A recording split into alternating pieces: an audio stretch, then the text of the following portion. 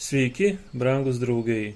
Su jumis Valdemaras ir podkastas 5 minutės. Pas Ciesorių. Paulius atsakė, aš stoviu prieš Ciesoriaus teismą ir ten privalau būti teisiamas.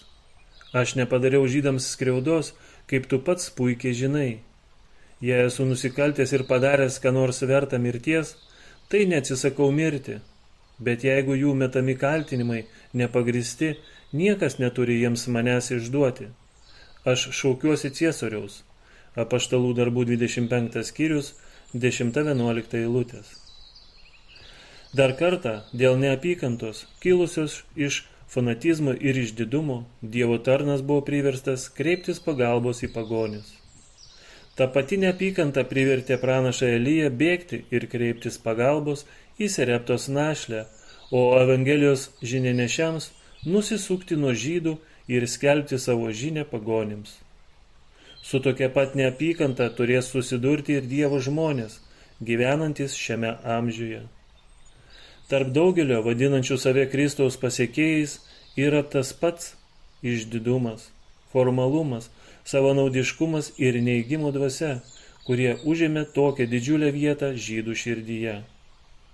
Paskutinės krizės metu, kurią toj teks išgyventi, ištikimi Dievo tarnai susidurs su tuo pačiu širdies kietumu, žiauriu pasiryžimu ir nepalenkiama neapykanta. Kiekvienam, kuris tomis piktomis dienomis ryšis tarnauti Dievui taip, kaip liepia sąžinė, prireiks drąsos, tvirtumo, Dievo ir jo žodžio pažinimo, nes tie, kurie yra ištikimi Dievui, bus persekiojami, jų motyvai iškreipiami, geriausios pastangos klaidingai aiškinamos, o jų vardai taps blogio sinonimu.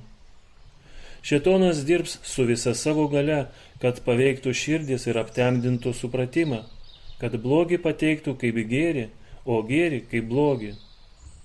Dievas nori, kad jo žmonės pasiruoštų netrukus ateinančiai kriziai.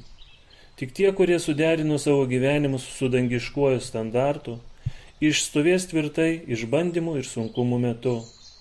Kada pasauliniai valdovai susivienys su religijos tarnautojais, diktuodami sąžinės klausimuose, tada ir pasirodys, kas iš tiesų bijosi ir tarnauja Dievui.